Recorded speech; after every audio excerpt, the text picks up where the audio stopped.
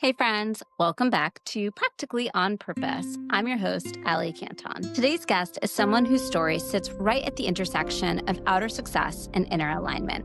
Amanda Jawad is a Harvard-trained lawyer, a former federal prosecutor, and now a meditation teacher, Reiki practitioner, and writer. Sound familiar? Most importantly, Amanda is one of my dearest friends from law school. Her journey is a testament to the profound shifts that can happen when we start listening to the call for inner alignment. Amanda was raised in the vibrant Arab American community of Dearborn, Michigan, and pursued a path marked by academic and professional excellence, culminating in a law degree from Harvard and a role as an assistant U.S. attorney. But amidst all the accolades and achievements, she found a profound sense of disconnection, a realization that the life she meticulously built no longer resonated with her inner truth. This awakening led Amanda to explore spirituality and mindfulness, ultimately transitioning from the courtroom to the meditation cushion. Today, she serves as a meditation teacher and energy healer, guiding others, particularly Arab women, toward healing and self-discovery. Through her writings and teachings, Amanda dives into themes of identity, faith, and the pursuit of authenticity. We talk about redefining success, the happy accidents that led to her becoming a meditation teacher, navigating identity as a child from an immigrant family, and what it really takes to listen to your inner voice. Let's dive in.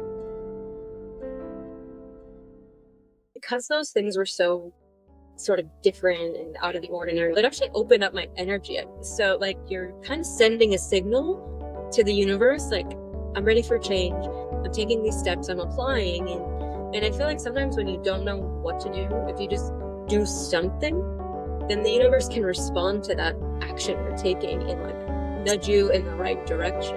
I just want to also acknowledge that that's a really hard thing to do when you're coming from a super formulated and linear path like law.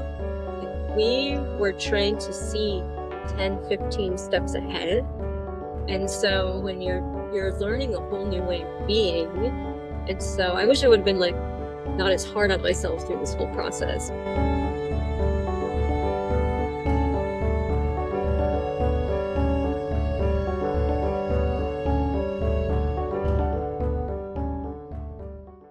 Hi, I'm Ali Canton, and this is Practically on Purpose.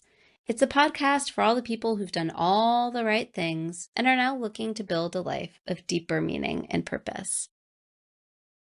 All right, Amanda, thank you so much for joining me today. This is really such a pleasure and such a delight. I never would have imagined, was it 13? No, more than that. 15 years ago, whenever we first met, that Oh, wow.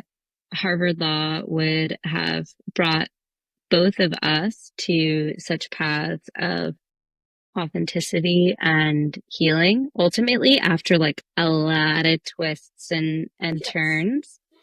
So I'm really excited, to be coming on with you and telling your story. I think that you really have such a unique path that will resonate with a lot of our listeners. And yeah, just a joy and delight to see you as always.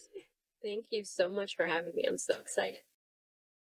So Amanda, tell us a little bit about your path. Where have you come from and where are you going?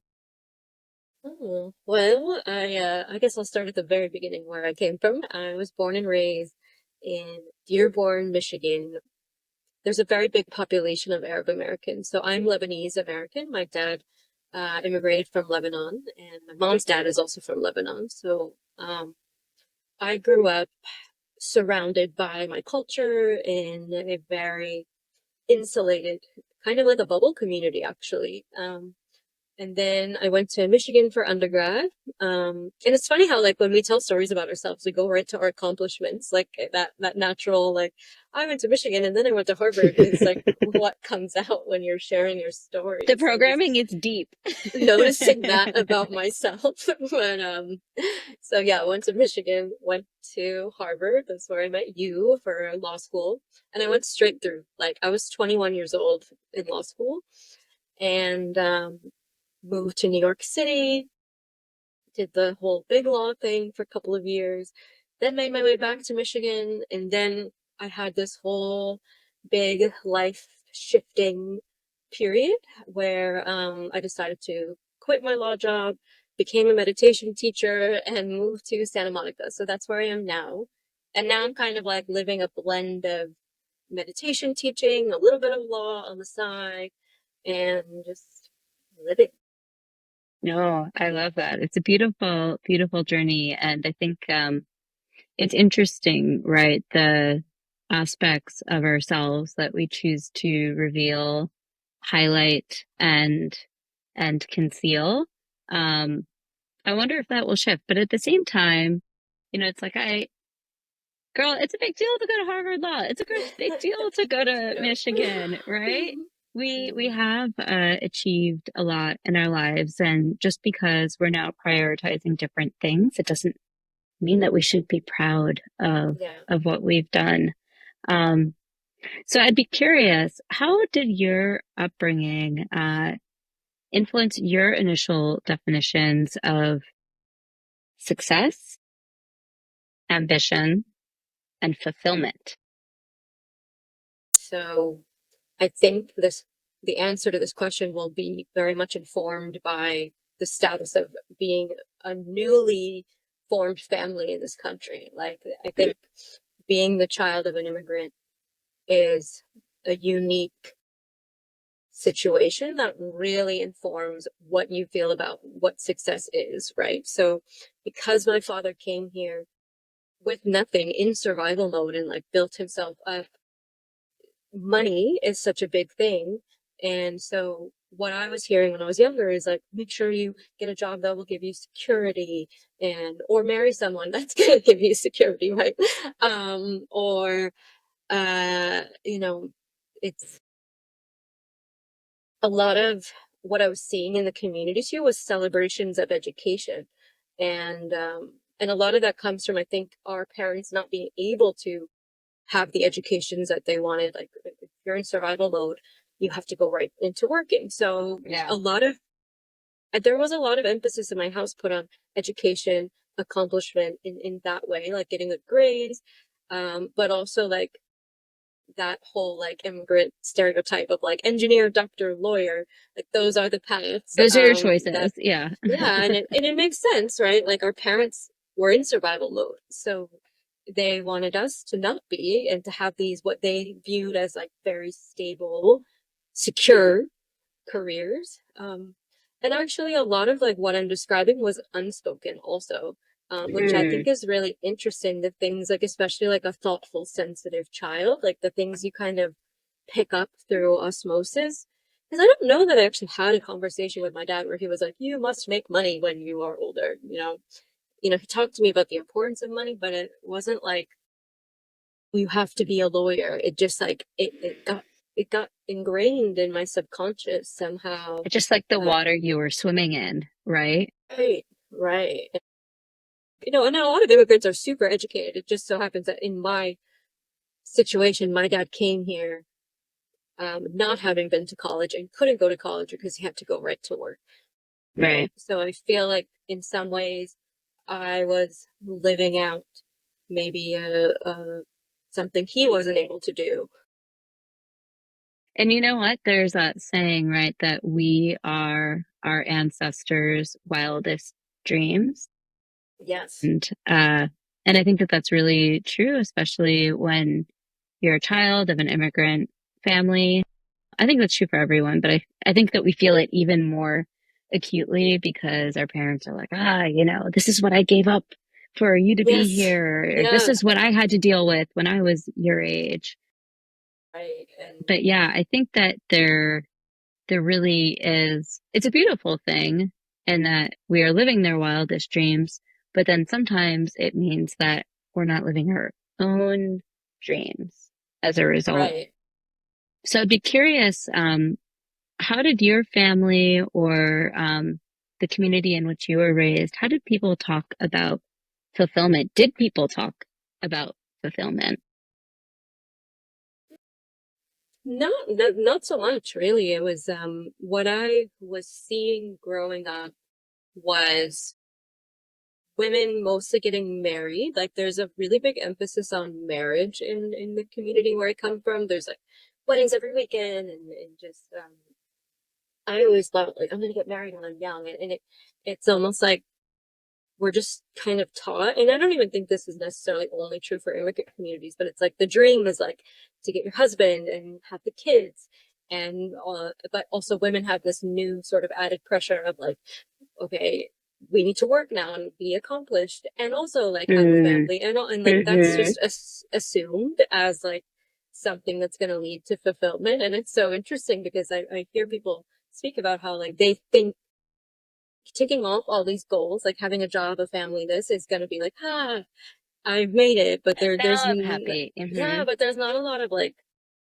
talk around like, is this like actually fulfilling on a soul level? And so, and I don't really think we had a lot of, I don't remember having conversations with my family or the people in my community about fulfillment. I don't, it's like almost like fulfillment is sort of a luxury for other people, right? Like it's like Ah, in uh-huh. our community, it's like do the right thing, get married, get your job, do this. And like I wrote a piece once that was like exploring how in the US we have this culture around like college being a time to like find yourself and experiment and see what you like and what you don't like. And it wasn't like that for me. It was like, go get your degree. Like then you start working or like me, like I actually wanted to get married young and my family was like, you have to get your degree first. So it's like, all right, I gotta go do that so I can get married. Well, it's funny what you say about the expectations in your community of women in particular. I really resonate with that. So, as you know, my father came here from Honduras when he was a kid, has a lot of traditional mindsets, shall we say, but also really high expectations because of, the sacrifice and all of that. So when I was a kid, the expectation was that as a woman, I needed to learn how to cook, clean, and dance, presumably so I could be worthy, right, of a husband. And then I also needed to get straight A's and crush it and build it in the career. So, it's kind of funny both that those pressures can pull us in different directions. And then of course create like completely unreasonable sets of expectations for us. And I know that our parents were doing this only from Yeah, a of place of course. love and wanting the best for us, but created some interesting programming. So it sounds like Hmm. it was part of, there's an expectation of you early on that there were these careers that were the good careers to go into, and law was one of them. Um, what made you choose the law, and how did some of your early experiences in the law start to shape your professional identity, your sense of this is what I should be doing in the world? Mm, so I always naturally gravitated toward an interest in law and legal things. And I think part of it comes from being a naturally good writer and or communicator and just like being the kid that's always reading. People just say things to you like, oh, like maybe you'll be a lawyer someday. And I don't know, I just found courts kind of interesting. So like even back in eighth grade, we had a week where we got to go out into the real world and like shadow professions. And I wanted to go to court. Like I wanted to see what happens in court. So it always was kind of an interest of mine. And then when I went to undergrad, I had read that to go to law school, you can major in anything you want. And I was like, oh, I'm just going to Mm. use that as a chance to like study interesting stuff, like things that seem interesting to me. So I studied psychology actually and Spanish. And I was a little torn, like, should I go into psychology, do, grad school that way? Or I love neuroscience too. Like the brain is so fascinating to me. So I was like, should I do that or should I do law? And also like, I think a piece of this is being one of the first people in your family to go away to school. There's not really a blueprint of like what happens after, especially if I'm not just, oh, jumping and getting married right away. Like I didn't know what to do after graduation. Like I was kind of like carving a life that I couldn't see. Mm. Because there were also just not a lot of like working single women around. There were, but I didn't know like if I don't go straight to another school after this school, what would my life look like? What do I do? So like, do I work? Like, am I even allowed to live alone? I didn't know. Like, I was only allowed to like go live in the all girl dorms because that was for school. Right. So I think part of me like was like, oh, I have to go to another school after this school so I can continue to like live on my own and be on my own. And I also like had always wanted to go to Harvard because I visited there in high school, and I loved the campus. Like it's very It's quaint and like gorgeous. How could you not? historical. Like yeah. So I had always kind of wanted to go to Harvard. I didn't have the grades to go there for undergrad, but in college I had gotten really good grades, and I was like, oh, like maybe if I like apply to law school, I could go somewhere like Harvard. Oh, like maybe. And so I applied, like went down the whole LSAT path and all of that. And I think what really drew me, and maybe even on a subconscious level, is just the set nature of a path like that, where it's like Right. you Highly know what's prescribed. next. It's like a formula almost. Like if I get these grades, I can go to this school. If I go to this school and get these grades, I'll get into this firm. And after the firm, you can go to the U.S. Attorney's office. And like it's just you could follow the path forever. And it's there's like a weird security in that. It doesn't. It's like took a lot of courage to get off the path, I'll say. So I think back then, it's like I could just follow this path, and I don't need to like figure out all the stuff about what do I want and who do I want to be, and am I allowed to even be who I want to be. So Yeah. I think No, those are that's a like good. all the factors that led me there. And then when I got into Harvard, I'm like, okay, of course I have to go. Yeah, no, exactly. It's so funny. I was similarly deciding. I was deciding between a JD PhD, with a PhD in like sociology and social policy, but the JD was always an add-on for me. And then Interesting. when I got into Harvard Law, but I didn't get into the PhD program, everyone just said the same thing they're like, well, if you get into Harvard Law, you have to go. And I'm like, but I don't actually want to be a lawyer. It was kind of just an add-on to this other thing. And everyone's like, no, don't worry. Like you'll figure it out. and, and similarly, you show up and you're like, oh my gosh, what am I doing here?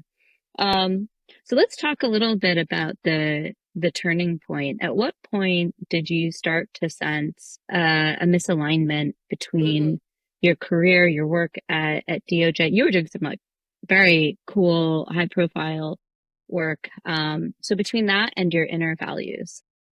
Yeah. What's funny is I think now back that like I should have heeded the alarm bells going off in my head in law school.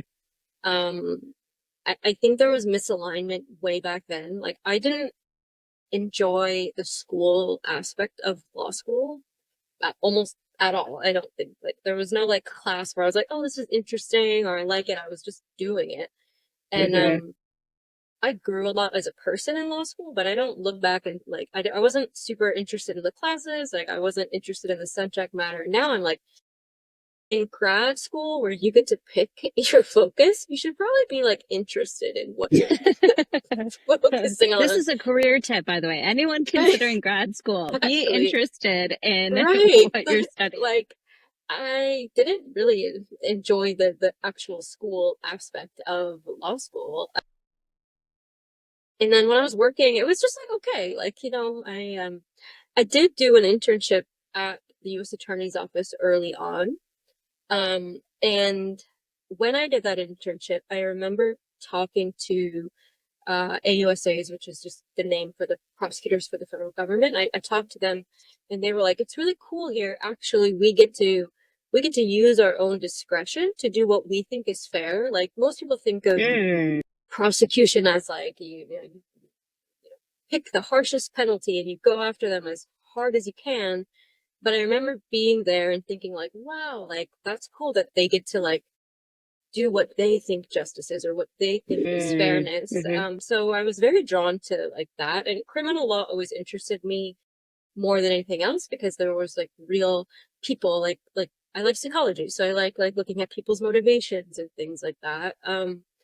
And then when I eventually got to the U.S. Attorney's Office, it was really tough, I think, because you're I'm always like thinking about the systemic like root issues of Right. all of these problems. And I wasn't someone that viewed criminals as like bad people that needed to go away. Like I would, look at histories and things of people's Right. individual life stories and think like, okay, they didn't have educational opportunities. Poverty is such a driver of crime. I'm like, so what am I doing? Like, just putting people in jail isn't solving any of these problems. That's leading people into crime. And and I think that, like, actually, to give credit to where I was working when I was initially with the Department of Justice, I was working in Detroit, and I think the bench was sort of, at that time, the judges were also grappling with a lot of the racial dynamics. Doing this type of work in Detroit, like we were reading books like The New Jim Crow, and so books that talked about the history of like systemic injustice in our country. And so um there was always that underlying everything too. um the racial injustice in our justice system and just our whole system of government in general. Mhm. And so that was always tugging at me, like, but I did have a good amount of discretion sometimes to take these things into account and to give, do as much fairness as I could. But as we went like further into the Trump administration, that was harder, obviously. So, uh, and then I was working at the U.S. Attorney's Office when I really had my like rock bottom. I don't want to live this life anymore. Like, Yeah, what unhappy moment. catalyzed that? It was a lot of things at once. But first of all, my health, after so many years of this like ignoring my health and pushing through, like the pace at which you work at in academia, like in law school, and then obviously big law was completely insane for the health. Yeah. There's no such thing as, I think, Right. healthy big law. Exactly. So, and then the U.S. Attorney's Office was a different kind of stress. It was like, okay, you don't have to work super long hours, but you have so much work. Like it was like more Sure. work than every day was way more work than I could possibly do. And so Yeah. that like all that stress weighing on you all the time. And I have like lives in my hands. So if I make a mistake, No, there's like a lot of something responsibility. really Yeah. bad could happen. So I had like too much work to do. I was terrified of making a mistake, and that really, really took a toll on my health. Like I remember one summer getting all these tests, thinking something was really wrong with me because I was just so exhausted, and I couldn't keep up with the pace of just the way that we work in this country. Like I don't even think it's unique to law. It's we're just expected to give our bodies to our employment, and my health was deteriorating, my mental health was really deteriorating, because I also always had this sense that like I'm meant to be doing something different. Like I always thought I want to be more creative, I want to just, this isn't right for me, but I didn't know how to figure out what was right for me, so I always stuffed it back in. And then it just got to a point where I was so sick, like mentally and physically, that I couldn't keep ignoring it. And that kind of all coincided with the Black Lives Matter being reinvigorated with what happened to George Floyd. Um, and so I was at the same time like looking at my life and saying, I can't continue at this pace. My health is falling apart. Also, learning a lot more. Like I had known about the Black Lives Matter movement, but during George Floyd, we were also like home because it was the pandemic, so I had a lot Right. Yeah. more time to delve into all of ththese things, and I just really didn't want to be a part of the system anymore that was causing so much harm. Mhm. Um, so yeah, it was all like, I think the pandemic, George Floyd, my own personal mental health, and really starting to fall apart. Like I would have panic attacks like in secret under my desk. Like, Gosh. so all Oh, of that's that was awful. like, sometimes you really have to go to the bottom um to force a change in your life. So Yeah, I mean, we respond, I would say, uh, the lightest version of it is friction, and the biggest Mhm, version of it is suffering. But whatever you call it, I think that that is our greatest teacher. That is the mhm. only time really that we can get a signal that something's not working. And Yeah. I can totally resonate with having to kind of hit a rock bottom Mhm. from an emotional perspective before you finally get serious about giving that Yeah. voice that's been pinging you all along of like, Yes. hey, Yes. Yeah. we don't want to do this anymore. And you're like, Right. shut up. Well, Exactly. shut up. Like, I need to pay back my law school debt, or, yeah. like life in New York City is really expensive, or, Mhm, what have you. I'm trying to build a mhm, life here. And then finally it sort of just grabs you and it's like, mhm, no, mhm. we're going to make a change here. Yep. So tell me a little bit about, what called you into pursuing spiritual Yeah. wellness more as a career. I mean, you Mhm. mentioned some mental health challenges, physical health challenges. Uh, what made you decide not just to invest in yourself and in your own wellness, but to start offering this for other people too? Mhm. It wasn't necessarily like a linear conscious decision. Like, Love it's that. Good. yeah, it's easy to look back and be like I quit my job to become a meditation teacher, but at the point where I knew I wanted to quit my job, I had literally no clue. Like I had like a feeling almost of like what I wanted to do. I knew that I always wanted to work with Arab and Muslim women in a way that like would help them somehow. But it's like I really didn't know, there was no like concreteness to all these feelings.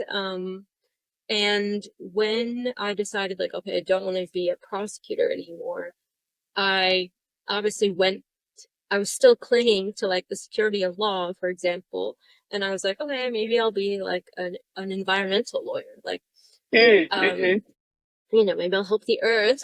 That sounds more fun than like putting people in jail. Yeah, but it's like So, surprise. Most environmental lawyers represent oil and gas companies.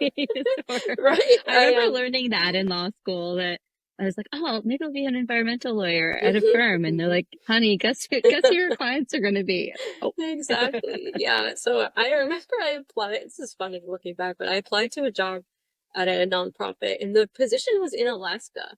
And I was like, okay, I'm just gonna like move to Alaska, change my whole life. Like it was, it's funny, like the things that you like when you're trying to figure it out and you don't know what to do. mm-hmm. You're just like, oh, maybe this, maybe that.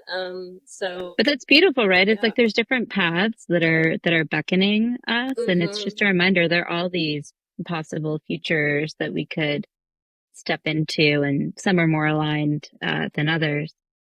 Yeah. And I also think that series of, there was maybe like three or four things I applied to and got rejected from, and because those things were so sort of different and out of the ordinary, like Alaska, for example, it actually opened up my energy, I feel like. So like you're kind of sending a signal to the universe, like, I'm ready for change. I'm taking these steps, I'm applying, and I feel like sometimes when you don't know what to do, if you just do something, then the universe can respond to that action you're taking and like Yes. nudge you in the right direction. Yes. Because I never thought really like I want to be a teacher of meditation. It was like I knew I was like maybe I want to like, I don't know, like mentor Arab women or something. I didn't even know the words for like what I do now. I still don't really like know, um but I remember at that time being like convinced I had a purpose and I had to find my purpose. Like it was very specific that way. And I don't really think of it in that way anymore, but I think that's what got me going and moving. So it served a purpose at that time. And then I fell into meditation teaching sort of organically, because I had learned how to meditate. I always was sort of interested in meditation. Like, I went to yoga for the first time in law school. My grandmother, is a longtime yogi. She does yoga every day. Uh, That's amazing.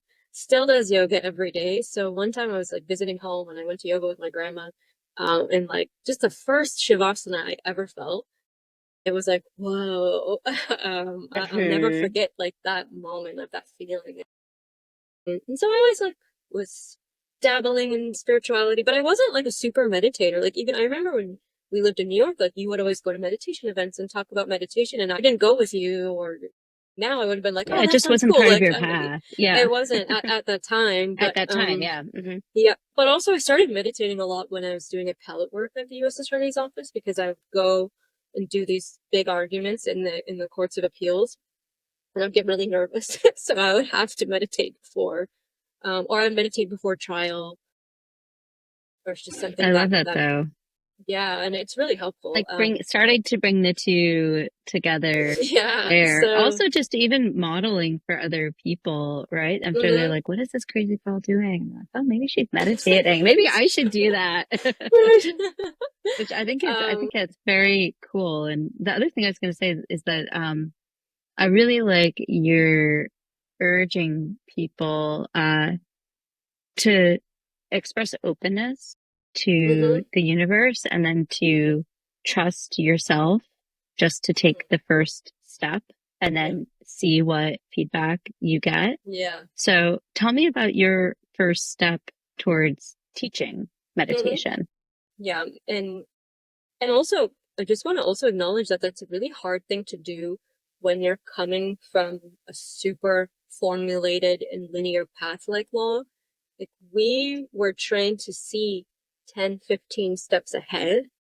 And so when you're learning a whole new way of being, and so I wish I would have been like not as hard on myself through this whole process, because it's hard to It's do scary. Yeah. this. Yeah.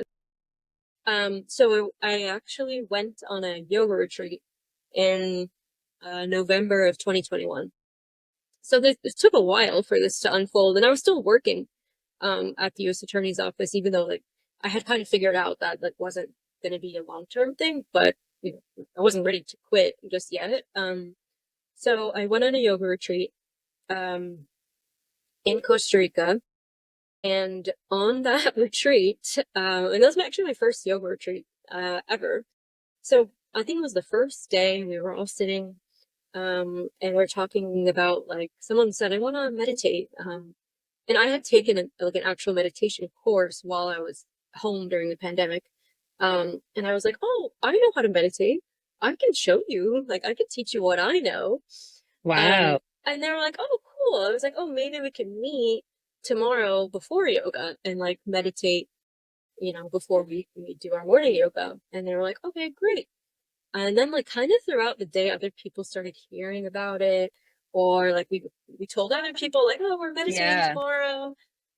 So then the next morning when I like arrived to like meet this person that I had just met to teach them how to meditate, there was like already a class of people like Good. You probably showed up and you're like, oh exactly. my I was like, God. oh, there's a lot of us. I think it was like Yeah. eight, maybe like 7 or 8 people Wow.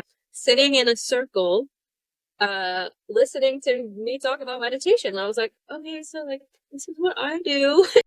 And I guided them into the meditation, which was the first time I had done that. I hadn't like guided a meditation yet before, but I was like, okay, well, I guess close your eyes. Like I didn't really know what I was doing, but it came really naturally. It flowed. And then people wanted to do it again. And so we met almost every morning before the yoga and meditated. And by the end of it, some people had like visions in their meditations that were really comforting to them. And I just remember like being so happy that I was able to help people in a way that like I didn't really have from my law job ever. From your Like law this job. satisfaction, like, oh, I'm actually helping someone, rather than like being involved in like the worst day of someone's life. I'm like doing something Yeah. positive for them. And Um, I just want to pause there yeah. because I think that something that is really cool about that story, especially for folks like us who come from career paths like law that are so prescriptive, in those paths, there's so much value placed on credentials and on expertise.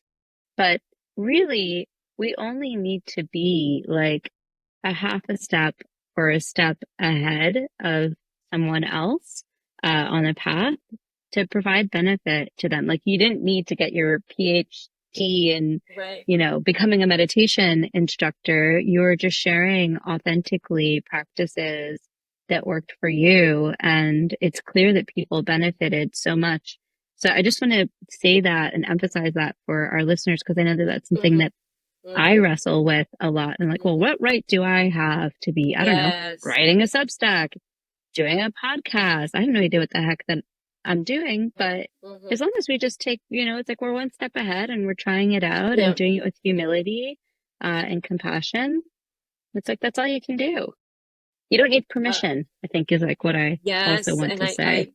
I love that you brought that up because it is something I still struggle deeply with.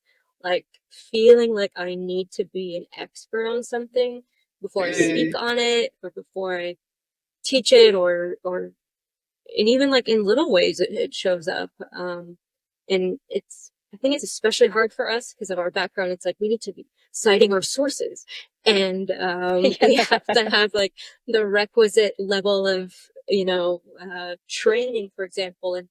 And a lot of this is like colonial, like these colonial systems of like, you must have this credential to be able to speak about this thing. And it goes Mhm. against like indigenous wisdom is passed down orally. So there's a balance for sure because there's so much appropriation happening also where like people are just sharing wisdom without recognizing the culture from which it comes or Yeah, without having the like respect and honor. I think even for sharing indigenous wisdom, even if you are indigenous, you sometimes have to earn that level like yes. Hmm. of being like a respected elder, so there's a balance between wanting to share certain things, but also like having the respect and like you said, humility to honor different ways of being and different systems that are in place. And it's something that's hard to navigate, right? And so much of like spiritual wellness is an amalgamation of different cultures and practices too. So you offer really beautiful meditations. I know that Thank I have you. benefited so much from your practices. And I was checking out your YouTube Hmm. channel, and you have a great series on there of uh, Ramadan meditations, and you talk about themes like self-love and trust in Allah. And I'd love to hear more about how you integrate principles from Islam into your meditation practices.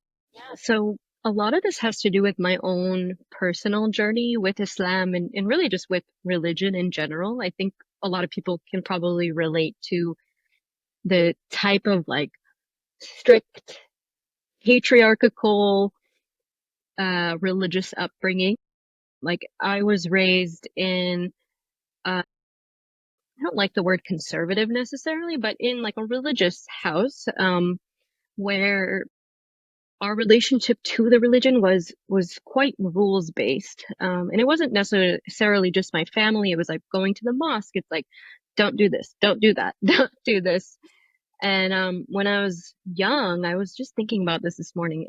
I remember having a like conceptualization of God as a literal man in the sky watching us. And I think a lot of kids probably have that. I did too. Yeah. Yeah.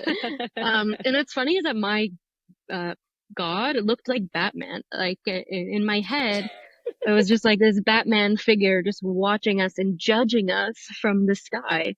Um, so I grew up internalizing a lot of shame. Like anytime I felt like, oh, I'm not following these rules perfectly, that's bad. And it means something bad about me. Like I'm not a good person or, and for silly things, even just like having a crush on a boy or something like that. And actually when I started delving into like meditation and energy work, I was doing like Reiki energy training. And I remember having this moment where I had like an aha moment of like, wait a minute, I'm actually not a bad person. I thought I was a bad person, like growing up with all this like religious conditioning and programming, which doesn't even come from the religion itself. Like it comes from cultural, patriarchal notions of Mm-hmm. and like this very like masculine God that's judging us in the sky. And if we're good enough, then we'll get to go to heaven. But It's it's similar in Catholicism. It's yeah, interesting it is. to hear. Yeah. Mm-hmm. And that's why it's like, wait, like if you actually read the Quran, like it's there's a different interpretation that you can make that like actually God is this loving, merciful being that always provides for us. And so I've been on a journey of like having a relationship with God or not having a relationship with God. And um there were times when I kind of moved away from my religion and like delved into like spirit, the almost like new age spirituality that feels so good, like yay, love yourself and no Love and judgment light. and like exactly. But then when I started to like merge the two, like meditate and pray, like the 5 times a day Muslim way, and fast, and like kind of really bring some of the structure that can come from religion into my life, and really like healing my relationship with God, and like recognizing that it's probably not some man sitting in the sky. Um, and that there's this Or really, we don't know, we but don't know. maybe, Yeah, maybe not. exactly. I don't know, but, and also just feeling the love there. And so it's like a lot of self-forgiveness, which is actually such a huge thing in Islam. Like forgiveness is touted in the Quran many times. And so learning how to love myself was a big one on this whole journey. I do this training sometimes where I show my old diaries, and like I have journals that are like, I hate myself, I'm so stupid. And so switching the self-talk and just like opening up to love, acceptance, compassion, mercy for yourself, but also through like that mirror that God is.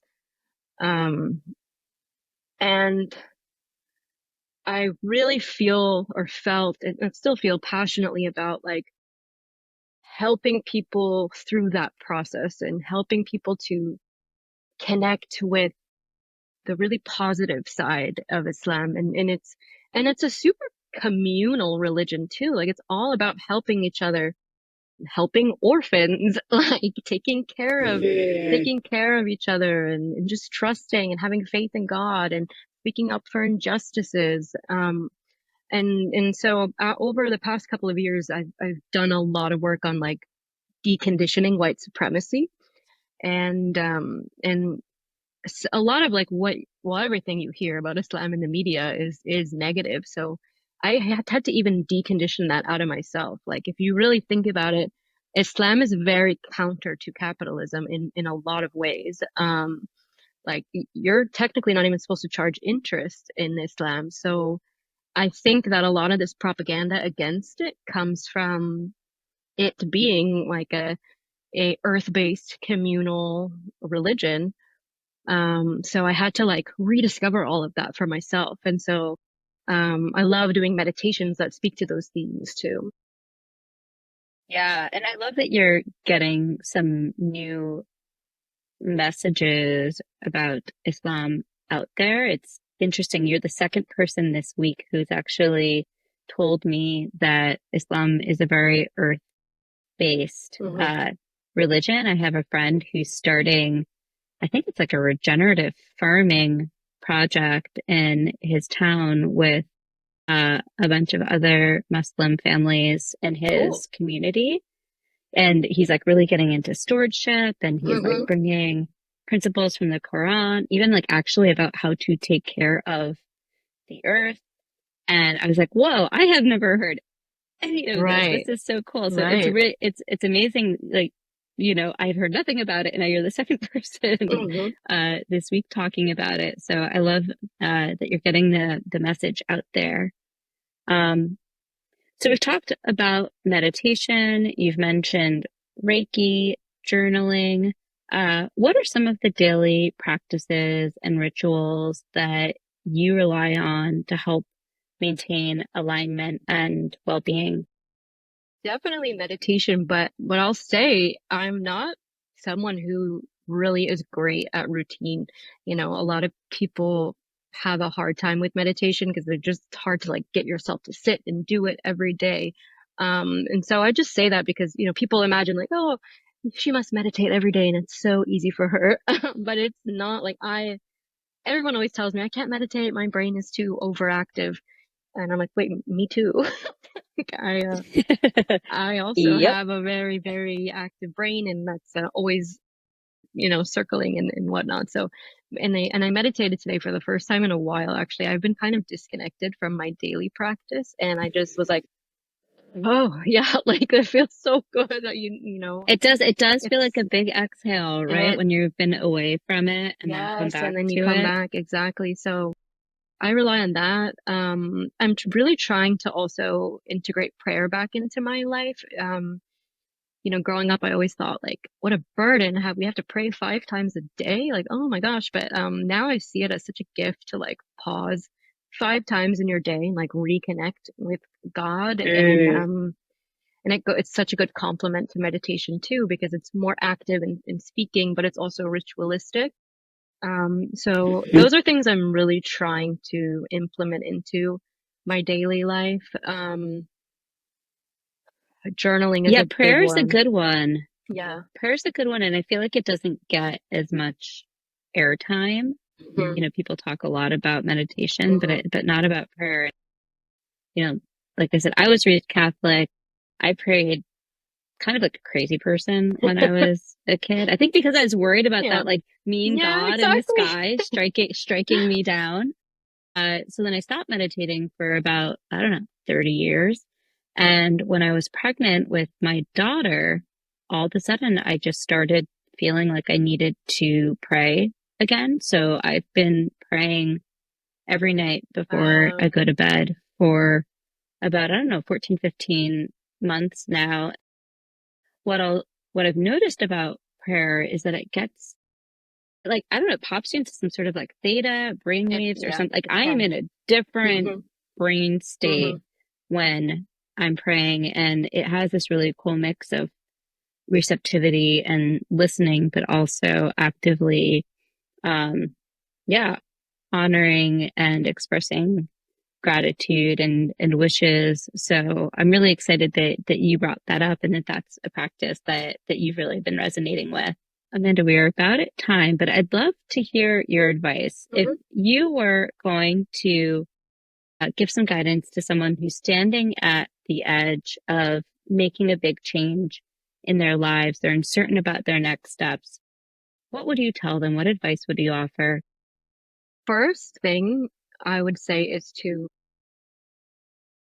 as many times as you can, whether it's daily, weekly, whenever you remember, just take moments to like forgive yourself and not be hard on yourself through this process and recognize that you're not going to float through it perfectly. Like the whole point in making a big life change is to like find something that makes you uniquely fulfilled, and there is no blueprint or formula. So you're going to flounder, you're going to take wrong turns, and you're going to not know what you're doing. So the more you can just forgive yourself for not being perfectly able to navigate this situation, I think that's one of the biggest things, and like taking off that resistance. Because when we resist and we think like it should be this way, that's really what creates the suffering. And just like accepting your journey for what it is. Like my journey is packageable and sounds cool. Like, oh, I was a lawyer, now I'm a meditation teacher, but like it really hasn't unfolded in the way that I expected. I'm not even like done setting up my business, and it's been 3 years since I quit my job. Like, I don't even have like my website. I don't even know sometimes what I'm offering. I'm like still trying to like figure it all out. And I would never thought like when I quit my job, it's going to take me 3 full years to really get going. Like my meditation business isn't like super profitable yet. I'm still doing a little bit of law work on the side. So just having patience, a lot of patience, and self-acceptance and acceptance of the journey and what it looks like. And it's probably not going to look like what you think it's going to look like or what you want it to look like. And just knowing and having faith that whatever move you make is going to lead you somewhere. Sometimes we take really long detours, and that's okay. Like last year when there was war in Lebanon, like I had to put everything down and just be with all of the things that were coming up in my body during that time. I took a full year off from even like trying to get my meditation business going, because that's really what my inner guidance wanted to do. And rest is so important too, like especially if you're trying to make a life change. Your brain's working in ways that are not autopilot. Like some of us, when you're getting up, going to work every single day, you kind of get into a groove. But when you're making big changes, you're using up different parts of your brain, you're using up energy. And I think rest and compassion can really help you through that. There's this book changed my whole life. It's called Rest is Resistance by Trisha Hersey, that talks about rest in like a framework of anti-capitalism and also anti-white supremacy. And it's really helpful to be able to think of rest not as like something you do to just be more productive, but actually like a divine human right. So just allowing yourself time to rest, patience, and acceptance of the process, I think would be my biggest advice that I wish I would have followed when I started this unconventional path. And forgiveness. Yes, I think yes. that's Forgiveness is beautiful. so huge. And sometimes the hardest person to forgive is yourself. So it's huge. Yeah, that's the truth. And like, that's the if truth. you, like, from an Islamic perspective, God forgives automatically. Like that's one of the biggest things is just God is forgiving. God is merciful. It's repeated like hundreds of times in the Quran. So I always think like if God can forgive automatically, we should be forgiving ourselves and other people automatically too. Not to say you need to forgive people who harm you, but it can be a very liberating practice when you're ready and if you're ready. That's a beautiful note to end on. Yeah. Thank you so much, Thank you Amanda, so for joining me. This was so much fun. Thanks so much for listening to Practically on Purpose with Ali Canton. If you're enjoying the show, the best way to support it is to subscribe, leave a review, or forward it to someone else who might need it. You can also follow along or reach out anytime at alicanton.substack.com. I read every note, and it means so much more than you know. Special thanks to Mutual Benefit for the beautiful music that brings us in and out each week. You can find more of their work wherever you listen to music. And until next time, stay curious, stay grounded, and stop living someone else's success story and step into your own.